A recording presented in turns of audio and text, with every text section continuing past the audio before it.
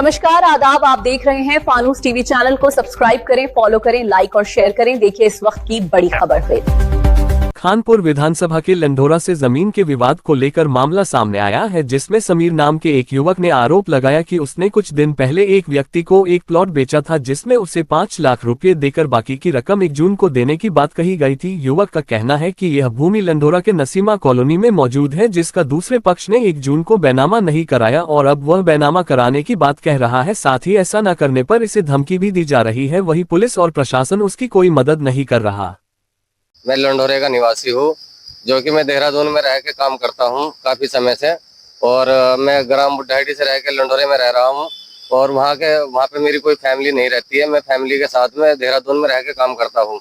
वहाँ पे मेरा मकान के बगल में एक खाली प्लॉट है, मकान के पास में एक मेरा खाली प्लॉट है, और वो प्लॉट मैंने मकान बनाने के लिए ही खरीद रखा था, लेकिन किसी मजबूरी के कारण मैंने सेल करने का दिया था।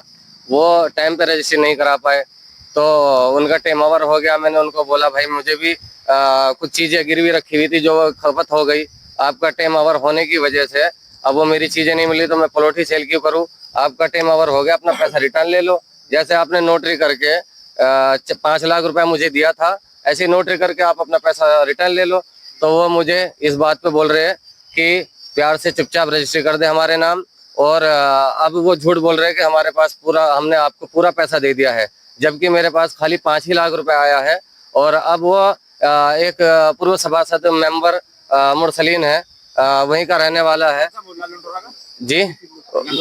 लंढोरा 8 नंबर लंढोरा मोहल्ला है, वार्ड नंबर 8, माता वाला हसन बाग जी, वहाँ का सभासद है, पूर्व सभासद। वो मुझे जान से मारने की धमकी दे रहा है, माँ बहन की गाली दे रहा है गंदी गंदी, और ये बोल रहा है अगर तू लंढोरे में कदम भी रख दिया तो यहाँ से जिंदा नहीं जाएगा, और तेरे में हिम्मत है तो रोक लेना, हम तेरे प्लॉट पे जबरदस्ती कब्जा करेंगे। और मैंने ये बात धमकियों को देखते हुए मैंने सीएम हेल्पलाइन पे भी कंप्लेन दर्ज कराई है, 112 पे भी बार बार कॉल करके शिकायत दर्ज करवाई है। और जो है पुलिस क्या करी? पुलिस तो यही कह रही है कि इसमें हमारा कोई काम नहीं है।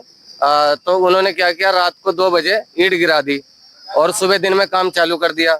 मैं पुलिस पे बार बार कॉल करता रहा, तो पुलिस से उधर से रिस्पांस आता है कि इसमें हम कार्रवाई कुछ नहीं कर सकते, ये हमारा काम नहीं है, हम नहीं जानते ये प्लॉट तुम्हारा है या उनका है, इससे संबंधित में तुम एसडीएम के पास जाओ। मैंने बोला मैं सर अगर मैं तब तक एसडीएम के चक्कर काटूंगा तब तक तो ये बना के कुछ भी खड़ा करके कब्जा कर लेंगे। बोला नहीं हम नहीं जा सकते रोकने। मैंने कहा सर मैं ही खुद जाता हूँ रोकने के लिए बाई चांस, और वह बोल रहे हैं मुझे कि फावड़े से काट के तुम्हें यही मार के दबा देंगे, और मैं अगर गया रोकने और उन्होंने मेरे साथ दुर्घटना कर दी, क्या जब उसमें पुलिस का रूल नहीं होगा? फिलहाल पुलिस बोल रही है कि हमारा कोई रूल नहीं। एसडीएम ने क्या कहा? सर उन्होंने मैं एसडीएम जी के पास गया, मैंने उनको पूरी स्थिति सुनाई, एसडीएम जी ने अपने सिग्नेचर करके दिए हमारे इस पेपर पे। तो वो मैं फिर इस सिग्नेचर को लेकर साइन को तो पुलिस थाना गया मंगलोर, चौकी में नहीं गया लंढोरे की, लेकिन मंगलोर थाने में गया। वहाँ ऐसे ही सर है, उनके पास गया मैं, उन्होंने बोला कि ये कुछ नहीं है, तुम्हें आदेश लिखवा के लाने पड़ेंगे एसडीएम के। आज आप कहाँ आए हैं, किन से मिलने आए? मैं दोबारा से फिर एसडीएम के ऑफिस ही आया हूँ, क्योंकि मुझे थाने से ये बात सुनने को मिली है पुलिस के द्वारा कि ये कुछ नहीं है, खाली एसडीएम ने अपने साइन कर रखे, हम इस पे क्या कुछ कर सकते हैं। आप चाहते हैं कि मामला आपका निपटे, वो कब्जा ना करे? हाँ मैं ये चाहता हूँ, हाँ मैं उनके पैसे बराबर देने के लिए तैयार हूँ, चाहे मुझे कल बोले। खतरा है कि मुझे जान से मारने का मुझे हकीकत में खतरा है 100%। वह मुझे मारेंगे और मेरे साथ दुर्घटना होगी। वही जमीन खरीदने वाले शाहनवाज का कहना है कि उसके पास बाकायदा नोटरी मौजूद है और नोटरी में लिखित समय से घरेलू कारणों से कुछ देरी हो गई, पर जमीन बेचने वाला अपनी जिद पर अड़ा हुआ है और बकाया रुपये लेकर भी उसको बैनामे से मना कर रहा है। मेरा नाम शाहनवाज है, मैं डंगेड़ा सहारनपुर का रहने वाला हूँ, गाँव डंगेड़ा मेरा, और मैंने यो प्लॉट है यहीं बराबर में। कहाँ पे लिया था प्लॉट? ये लंढोरा नसीमा कॉलोनी में, तो शहरान है उससे लिया था। तो मैंने जब इससे प्लॉट लिया तो यहाँ कुछ जिम्मेदार भी थे, रिश्तेदार रहे मेरे, तो उनके बीच में मैंने से पैसे दिए, बैनामा दिए, वो क्या नाम बयाना दिया, और बयाना देने के बाद में मैंने कहा मैं भाई नोटरी करा ले, तो नोटरी करा ली हमने 5 लाख रुपए से दे दिए। ठीक है जी, नोटरी कराने के बाद में उसके बाद 4 महीने का टाइम लिया इससे भाई 4 महीने में हम तुझे पैसे दे देंगे, जनवरी में इसका नहीं वादा हुआ 1 जून को इसे पैसे दे देंगे पूरे, ठीक है जी। तो उसके बीच में क्या हुआ, 15 तारीख को मेरी घरवाली का हुआ ऑपरेशन सुल्तानपुर सहारा हॉस्पिटल में। तो मेरा लड़का हुआ, तो उस लड़का ज्यादा मतलब होता कमजोर, तो उसको मशीन में रखा गया। पहले तो यहाँ लक्ष्य रखा रहा, फिर देवभूमि में रखा, तो मुझे लग गया वहाँ टाइम और उसमें पैसे ज्यादा खर्च हो गए मेरे। तो 1 जून को मैं पेमेंट नहीं कर पाया इसको। 3 तारीख में मैंने ब्याज भी पैसे लेके जैसे भी करा, तो इसको फोन करा 3 तारीख में। मैं कहा भाई क्या नाम कुछ टाइम रुक जाएगा क्या? तो इसने कहा भी मेरे पास टाइम नहीं है, मैं रुक नहीं सकता। मैं ठीक है जी। तो उसने फिर मैंने 7 तारीख को उसे फोन करा, मैं कहा भाई तू रजिस्ट्री करा ले। 8 तारीख में, 7 का संडे था, संडे को तो रजिस्ट्री हो सकती थी। तो मैं कहा भाई तू सोमवार में रजिस्ट्री करा ले। तो जब सोमवार में मैंने फोन करा तो इसने फोन नहीं उठाया। इसने मुझे कुछ टाइम के बाद फोन उठाया। इसने बोला भी क्या नाम तू 10 तारीख में आ जा और 10 तारीख में मैं रजिस्ट्री करा दूंगा। तो ये 10 तारीख में नहीं आया। इसने फिर कहा मुझे कि मैं 12 तारीख में आऊंगा। मैंने 12 में फोन करा ऐसे।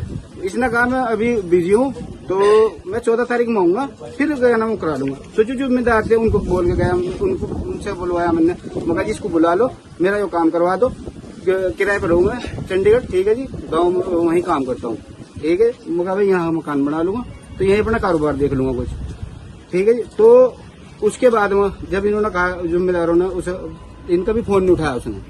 फिर जब जाकर 15 तारीख में उसने कहा मुझे भी मैं आ रहा, मैं सुबह यहाँ आकर बैठ गया।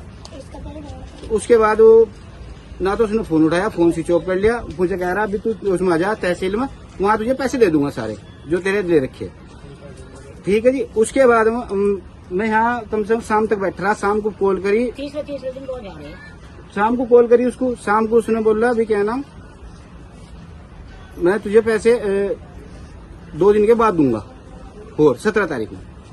मैंने लगा ठीक, 17 तारीख में। फिर उसको 16 में फोन करा, मैं कहा भाई कल को देगा नहीं देगा, तो उसने कोई जवाब नहीं दिया।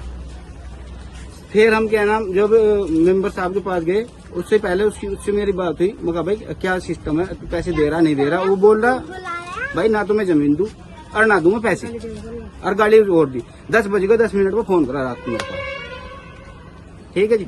फिर मैं इनके पास गया, इन्होंने बातचीत करी, तो मेंबर साहब के साथ भी उसने बदतमीजी करी, गाली गुली दी ने, और इन्होंने कहा तू गैंगस्टर बनना आ गया, तू मुझे मार देगा फलाना ढिम।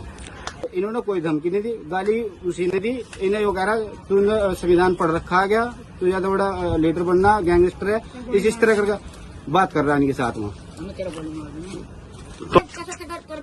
10 साल में मैंने क्या नाम ये पैसे इकट्ठे करे थे जी, और कुछ मेरे खर्च हो गए थे जो ब्याज से आज पे ले रखे। अब ये मुझे पैसे वापस देगा, तो मैं तो पैसे नहीं लेता जी, मुझे तो मकान बनाना, सीधी सी बात है। किराए पर है, 4 लाख रुपये मेरे से ले लो, क्या नाम बेनाम करवा दो। और चौकी में भी गए हम कल, ना तो वो चौकी में आया, 3 घंटे हम वहाँ बैठे रहे चौकी में।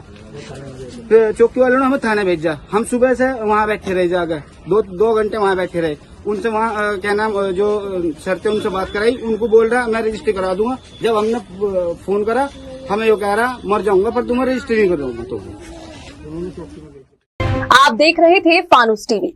हर छोटी और बड़ी खबर के लिए फानूस टीवी देखते रहें। नमस्कार।